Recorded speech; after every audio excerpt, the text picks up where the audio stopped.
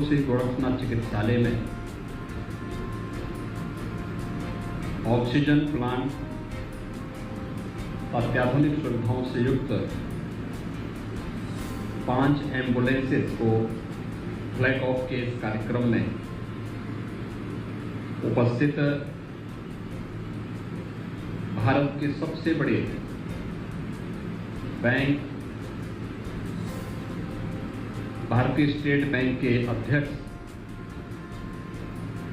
सम्मान्य श्री दिनेश कुमार खरा जी,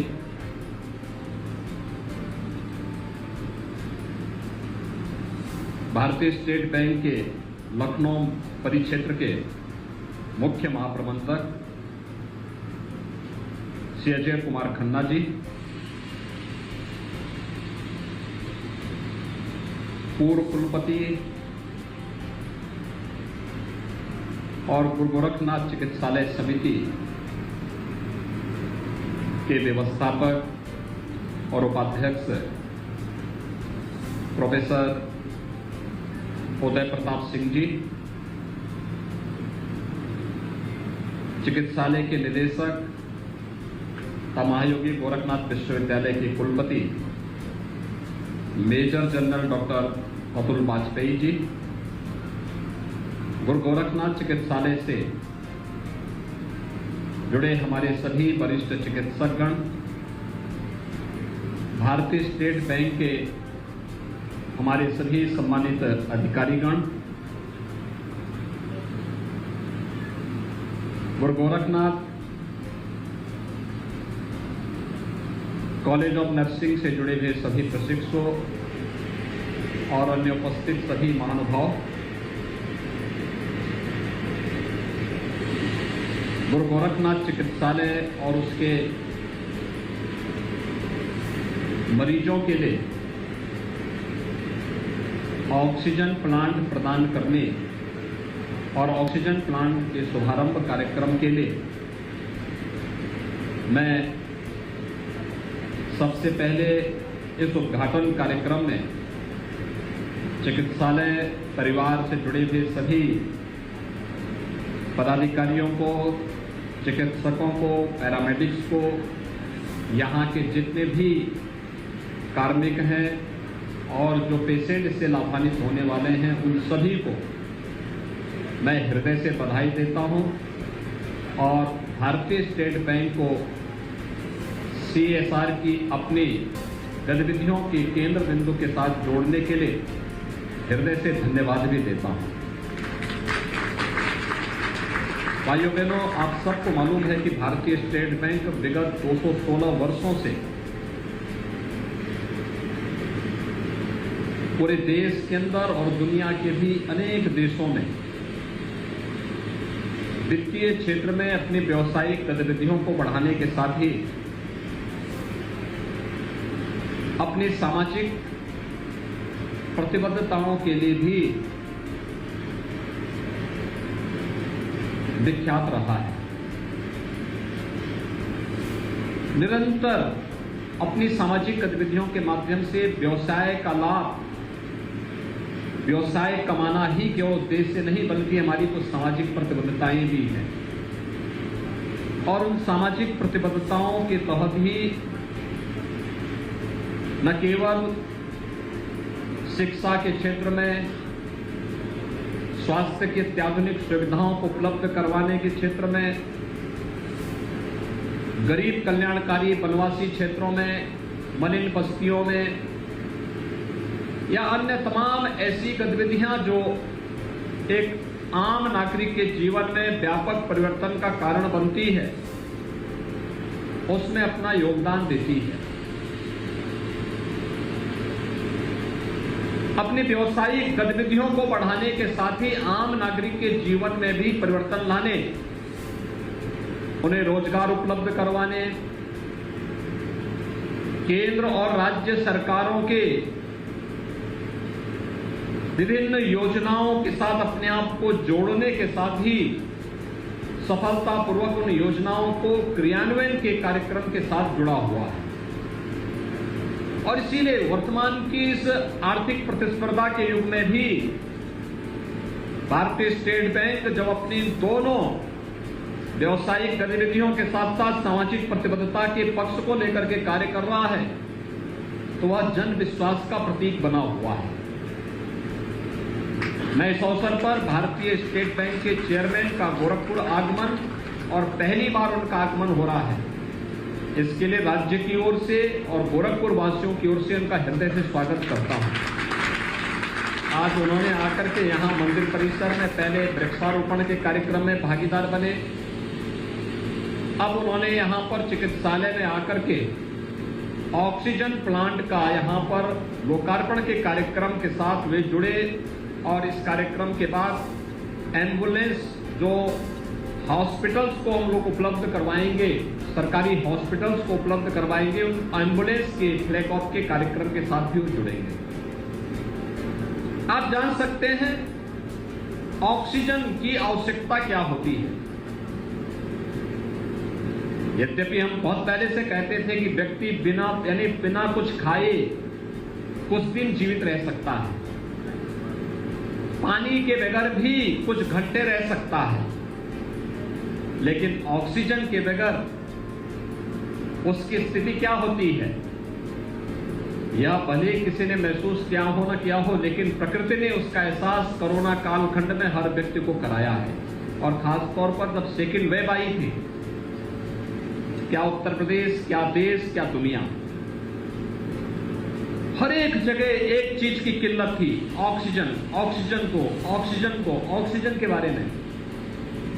और उस दौरान ऑक्सीजन के लिए भारत सरकार ने प्रयास किए। प्रधानमंत्री मोदी जी का प्रयास अत्यंत सराहनीय। कोरोना प्रबंधन में प्रधानमंत्री जी का मार्गदर्शन और नेतृत्व जिस रूप में पूरे देश को मिला, आपने पहली बार सुना होगा कि भारतीय वायुसेना के विमानों से ऑक्सीजन के बड़े बड़े टैंकर भेजे जा रहे थे और फिर उन टैंकरों को हम ला करके हॉस्पिटल तक पहुंचाते थे।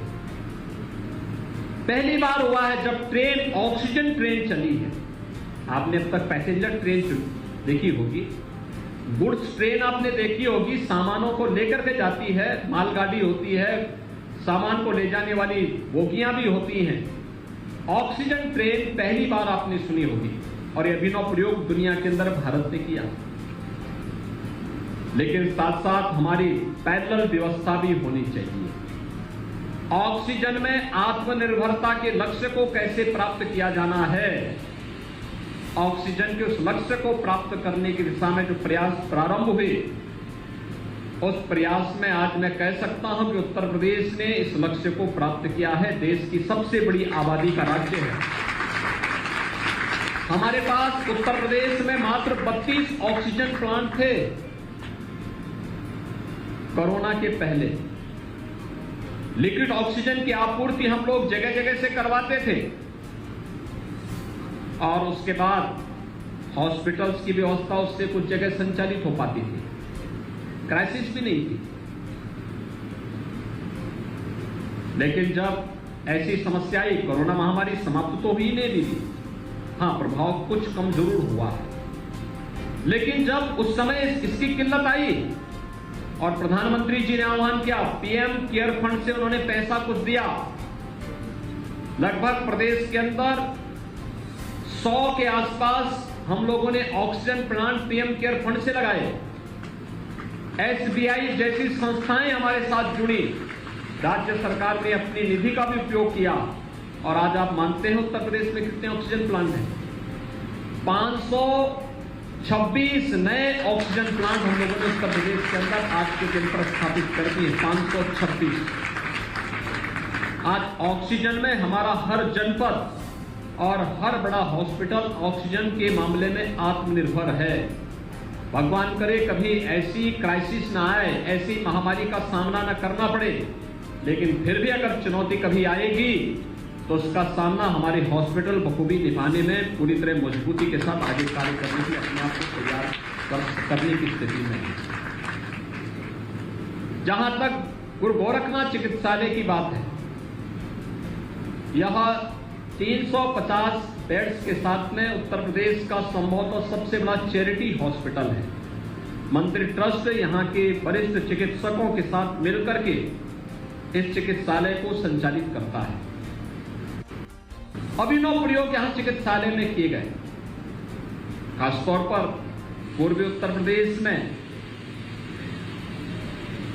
गुरु गोरखनाथ पहला हॉस्पिटल है जिसने आईसीयू की सुविधा कैसे होती है, ये शुरुआत गोरखनाथ चिकित्सालय ने प्रारंभ की। डायलिसिस की सुविधा कैसे होनी चाहिए, पूर्वी उत्तर प्रदेश में केवल लखनऊ में ही ये सुविधा थी। सबसे पहले पूर्वी उत्तर प्रदेश में ये हॉस्पिटल अपने यहां शुरू किया था। ब्लड बैंक हर एक व्यक्ति के लिए ब्लड की उपलब्धता का माध्यम बन सके, ब्लड सेपरेटर यूनिट, ब्लड की एफरेसिस यूनिट, यह सब भी इस हॉस्पिटल ने लगा करके चैरिटी में लोगों की सुविधा और सेवा का जो कार्य किया, अपने चिकित्सकों, पैरामेडिक्स, इन सब के परिणाम स्वरूप जन विश्वास का प्रतीक बना। और उसमें जब सीएसआर की गतिविधियां जुड़ी तो वहां पर उन सुविधाओं को और बेहतर तरीके से आगे बढ़ाने में भी मदद मिली। और आज मैं धन्यवाद दूंगा चिकित्सालय ट्रस्ट की ओर से, प्रबंधन की ओर से और राज्य सरकार की ओर से भी, क्योंकि राज्य के अंदर कोई भी कार्य होगा तो स्वाभाविक रूप से वह राज्य सरकार की एक उपलब्धि के साथ जुड़ता है, राज्य सरकार की उन प्रतिबद्धताओं के साथ जुड़ता है जो उनके सेवा के, गरीब कल्याण के अभियान का एक हिस्सा होता है। और कोई भी संस्था जब इस अभियान के साथ जुड़ती है तो हम लोगों का दायित्व बनता है कि हम उसे सपोर्ट करें, हम उसे आगे बढ़ाने में, उसको प्रमोट करने में अपना योगदान दे सकें। और यह इस चिकित्सालय के साथ जुड़ने के साथ ही पूर्वी उत्तर प्रदेश का कॉमन मैन इस सुविधा का लाभ यहां पर प्राप्त कर सकता है, प्राप्त कर रहा है। क्योंकि मैंने बहुत नजदीक से यहां पर चिकित्सालय की सेवाओं को बहुत नजदीक से उन सेवाओं को देखा है, महसूस किया है, उन कार्यक्रमों को आगे बढ़ते हुए मैंने देखा है। और मुझे लगता है कि चिकित्सा क्षेत्र में सेवा का जो बेहतरीन माध्यम हो सकता है वह आज के समय में, आज तो आयुष्मान भारत की योजना भी आ चुकी है, मुख्यमंत्री जन आरोग्य योजना के माध्यम से भी हम 5 लाख रुपए की स्वास्थ्य बीमा का कवर हर गरीब परिवार को और जरूरतमंदों को उपलब्ध करवा रहे हैं। लेकिन जब ये सुविधाएं नहीं थी तब हम जानते उस समय क्या स्थिति होती थी, गरीब मरीज का कैसे उपचार होता था, कैसे उनके ऑपरेशन होते थे। गुरु गोरखनाथ चिकित्सालय ने उस समय भी अपने चिकित्सकों की मदद से उन सभी जरूरतमंदों को ये सुविधा यहाँ उपलब्ध करवाने का कार्य किया। और आज यही कारण है जन विश्वास के प्रतीक के रूप में गुरु गोरखनाथ चिकित्सालय निरंतर एक नए प्रतिमान स्थापित कर रहा है।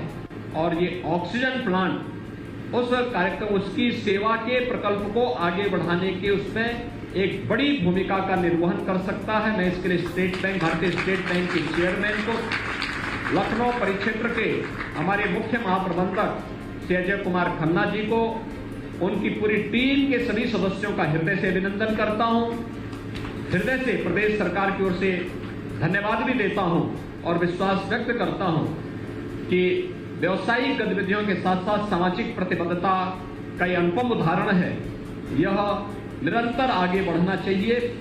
भारतीय स्टेट बैंक राज्य के अंदर भी अपनी व्यवसायिक गतिविधियों को जिस तेजी के साथ आगे बढ़ा रहा है, और मुझे बताते हुए प्रसन्नता है कि आज राज्य सरकार 5 नए एक्सप्रेसवे राज्य के अंदर बना रहा है, जिसमें नवंबर 2021 में 340 किलोमीटर लंबा पूर्वांचल एक्सप्रेसवे आदरणीय प्रधानमंत्री जी के कर कमलों से राष्ट्र को समर्पित हो चुका है। ये बन करके तैयार हो चुका है, यातायात इसमें चल रहा है। लगभग 300 किलोमीटर का बुंदेलखंड एक्सप्रेसवे हमारा बनकर के तैयार हो चुका है। 16 जुलाई को प्रधानमंत्री जी के कर कमलों से इसे राष्ट्र को समर्पित करवाया जाएगा। गोरखपुर लिंक एक्सप्रेसवे 91-92 किलोमीटर का लंबा है। इस पर कार्य युद्ध स्तर पर चल रहा है और हम लोगों का प्रयास है कि इसे मध्य 2023 के मध्य तक इसे बना करके इसे आगे बढ़ाने का कार्य, इसको भी हम यातायात के लिए चालू करेंगे। बलिया लिंक एक्सप्रेसवे पर जमीन अधिग्रहण की कार्रवाई हमारी वर्तमान में चल रही है। और गंगा एक्सप्रेसवे, जिस पर भारतीय स्टेट बैंक ने भी अपनी वित्तीय सहयोग किया है। यह देश का संभवतः सबसे बड़ा एक्सप्रेसवे बनने जा रहा है, जो मेरठ से प्रयागराज को जोड़ रहा है और बाद में प्रयागराज से इसे हम वाराणसी तक लेके आने की स्थिति में है और मेरठ से हरिद्वार तक भी उसे हम आगे बढ़ाने के लिए हम लोगों ने अपनी प्रस्तावना को आगे बढ़ाया है। ये देश का सबसे बड़ा एक्सप्रेसवे बनेगा। इस एक्सप्रेसवे के निर्माण में एसबीआई भी उसका एक हिस्सेदार है, उसका एक पार्टनर के रूप में, हमें वित्तीय पार्टनर के रूप में उसमें सहयोग कर रहा है। उत्तर प्रदेश 2017 के पहले हमारे पास 2 एयरपोर्ट क्रियाशील थे, 2 आंशिक थे। आज हम 9 एयरपोर्ट को संचालित कर रहे हैं उत्तर प्रदेश में। 5 एयरपोर्ट हमारे बहुत शीघ्र आने वाले हैं और बहुत शीघ्र 2023 तक उत्तर प्रदेश 5 इंटरनेशनल एयरपोर्ट का पहला राज्य होगा देश का, जिसमें 5-5 इंटरनेशनल एयरपोर्ट होंगे। उत्तर प्रदेश उस दिशा में कार्य कर रहा है। उत्तर प्रदेश में बेहतर कानून व्यवस्था की स्थिति ने निवेश की संभावनाओं को बहुत अच्छे ढंग से आगे बढ़ाया है। आप जानते हैं कि अभी हाल ही में आदरणीय प्रधानमंत्री जी ने नई सरकार के उत्तर प्रदेश में गठन के 100 दिन के अंदर ही हम लोगों ने 80,000 करोड़ रुपए से अधिक की परियोजनाओं का एक ग्राउंड ब्रेकिंग का सेरेमनी लखनऊ में आयोजित किया था, जिसमें 80,000 करोड़ से अधिक निवेश के प्रस्ताव उत्तर प्रदेश को प्राप्त हुए थे। उनके शिलान्यास और उन कार्यक्रमों को शुभारंभ करने के लिए आदरणीय प्रधानमंत्री जी स्वयं आए थे लखनऊ में। उत्तर प्रदेश में ये निवेश यहां के नौजवानों को रोजगार के साथ साथ उत्तर प्रदेश की अर्थव्यवस्था को एक नई ऊंचाई प्रदान करने का एक माध्यम हमारे लिए बन रहा है। हमारे यहां हम लोगों ने परंपरागत उद्यम को भी आगे बढ़ाने के लिए 1 डिस्ट्रिक्ट 1 प्रोडक्ट की एक अभिनव योजना प्रारंभ की है, जिसमें परंपरागत उद्यम को आगे बढ़ाने के लिए हमारे उद्यमी हैं कम खर्चे में ज्यादा रोजगार और अधिक से अधिक लोगों को रोजगार उपलब्ध करवाना। प्रदेश के सभी 75 जनपदों में हमारी योजना है और इसने हमारे वार्षिक जो एक्सपोर्ट है इसको बढ़ाने में राज्य के एक्सपोर्ट को बड़ी मदद की है। वर्तमान में उत्तर प्रदेश 1,56,000 करोड़ रुपए से अधिक का एक्सपोर्ट कर रहा है, जिसमें एमएसएमई और 1 डिस्ट्रिक्ट 1 प्रोडक्ट की हमारी अभिनव योजना की बड़ा भारी योगदान है और इस कार्यक्रम को भी हम तेजी के साथ आगे बढ़ा रहे हैं। उसको टेक्नोलॉजी के साथ जोड़ रहे हैं, उसको हम डिजाइनिंग और पैकेजिंग के साथ जोड़ रहे हैं, उसके लिए हमने मार्केटिंग की व्यवस्था उपलब्ध करवाई है और भी अन्य तमाम कार्यक्रमों के साथ हम उसे जोड़ने का कार्य कर रहे हैं। ये तमाम कार्यक्रम चल रहे हैं प्रदेश के अंदर। अगर हम देखेंगे 1 डिस्ट्रिक्ट 1 मेडिकल कॉलेज के दिशा में भी प्रदेश सरकार ने कदम बढ़ाए हैं। हम लोग जब आए थे तब प्रदेश के अंदर 1947 से 2017 तक केवल 12 नए मेडिकल कॉलेज बन पाए थे राज्य में। 75 हमारे जनपद हैं। कुछ मेडिकल कॉलेज 1947 से बने हुए थे, आगरा का है, लखनऊ केजीएमयू, ये सभी 1947 से पहले बने थे। लेकिन 1947 से 2017 तक 70 वर्षों में केवल 12 मेडिकल कॉलेज गवर्नमेंट के बन पाए थे यूपी में। और हम लोगों ने विगत 5 वर्ष के अंदर भारत सरकार की मदद से हम लोगों ने प्रदेश के अंदर 33 नए मेडिकल कॉलेज का निर्माण या तो किया है या वर्तमान में हम लोग कर रहे हैं। 2 एम्स का निर्माण हम कर चुके हैं। 2017 के पहले नर्सिंग एजुकेशन यूपी के अंदर एक छलावा था, न सरकार का सपोर्ट था और न ही इसमें प्लेसमेंट की कोई गारंटी। आज मैं कह सकता हूं अच्छी प्रशिक्षित नर्सिंग प्रशिक्षु है, उसके लिए नौकरी की कोई कमी नहीं है। राज्य सरकार के अंदर, केंद्र सरकार के अंदर, कॉरपोरेट हॉस्पिटल्स के अंदर और दुनिया के अंदर भी उनकी भारी डिमांड है। उन्हें उस योग्य तैयार करना ये हमारे संस्थानों का दायित्व है और उसके लिए संस्थानों को उसके रूप में जोड़ने के लिए, उनकी स्किल डेवलपमेंट के लिए राज्य सरकार निरंतर कार्य कर रही है। ऐसे ही 1 डिस्ट्रिक्ट 1 मेडिकल कॉलेज के साथ ही हम लोगों ने अन्य अनेक अभिनव कार्यक्रम बनाए हैं जो प्रदेश को एक नए उत्तर प्रदेश के रूप में आगे बढ़ाने में अपना योगदान दे रहा है। उत्तर प्रदेश आज न केवल इंफ्रास्ट्रक्चर और गरीब कल्याणकारी योजनाओं के माध्यम से बल्कि टूरिज्म में भी उत्तर प्रदेश ने बहुत अच्छी प्रगति की है। अच्छा, यहां पे डोमेस्टिक टूरिस्ट हो या इंटरनेशनल टूरिस्ट, आज उत्तर प्रदेश उसमें देश के अंदर नंबर 1 में फिर से आ चुका है और हम तेजी के साथ इस दिशा में अपने प्रयास को आगे बढ़ा रहे हैं। आदरणीय प्रधानमंत्री जी की प्रेरणा से काशी विश्वनाथ धाम जिस भव्यता और दिव्यता के साथ सामने आया है, अयोध्या में श्री राम जन्मभूमि और उसके आसपास के क्षेत्र का समग्र विकास, वृंदावन और मथुरा के समग्र विकास की कार्रवाई, ऐसे ही अलग अलग क्षेत्रों में हमारे कार्यक्रम चल रहे हैं। यह हमारा सौभाग्य है, अयोध्या में भगवान राम का जन्मभूमि, भगवान कृष्ण की जन्मभूमि, बाबा विश्वनाथ का धाम, और यही नहीं, भगवान बुद्ध की महापरिनिर्वाण स्थल, उनसे जुड़े हुए 6 प्रमुख स्थल उत्तर प्रदेश में है और बौद्ध सर्किट का केंद्र बिंदु भी उत्तर प्रदेश ही है। उत्तर प्रदेश अनेक ऐसे युगांतरकारी घटनाओं का साक्षी रहा है। यह देश वर्तमान में अपनी आजादी के अमृत महोत्सव मना रहा है। 15 अगस्त को देश की आजादी के 75 वर्ष पूरे होने जा रहे हैं। हर एक नागरिक के लिए यह आत्ममंथन का अवसर होगा कि हमने इन 75 वर्षों में क्या पाया है और हमें आगे जब यह देश अपनी आजादी का शताब्दी वर्ष मना रहा होगा, उस समय हम भारत को और अपने प्रदेश को, अपने जनपद को कहां ले जाने की स्थिति में होंगे। और इस दिशा में एक साथ मिलकर के सभी को कार्य करना होगा। हमारी वित्तीय संस्थाओं को, बैंकर्स को, सभी चैरिटी संस्थाओं को, धार्मिक संस्थाओं को, सामाजिक संगठनों को, सामान्य नागरिकों को, समाज की सिविल सोसाइटी को, समाज के प्रबुद्ध जनों को, सभी को मिलकर के एक साथ मिलकर के इस अभियान का हिस्सा बनना पड़ेगा। तब हम भारत को दुनिया की सबसे बड़ी ताकत के रूप में, जो प्रधानमंत्री जी का एक महत्वाकांक्षी लक्ष्य है, उसे प्राप्त करने में भारत समयबद्ध ढंग से सफल होगा।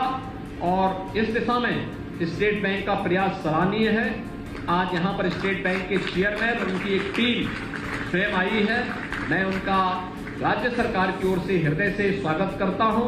उनके द्वारा CSR की अपनी एक्टिविटीज में ऑक्सीजन प्लांट यहां प्रदान किया गया। 5 एम्बुलेंस जो राज्य सरकार को उपलब्ध होंगी, जिन्हें हम प्रदेश में गरीब कल्याणकारी योजनाओं के साथ, सरकारी हॉस्पिटल्स के साथ जोड़ेंगे, उसके लिए मैं उन्हें हृदय से धन्यवाद ज्ञापित करता हूं और विश्वास करता हूं कि राज्य सरकार और स्टेट बैंक मिलकर के अपने लक्ष्यों को प्राप्त करने में सफल होगा।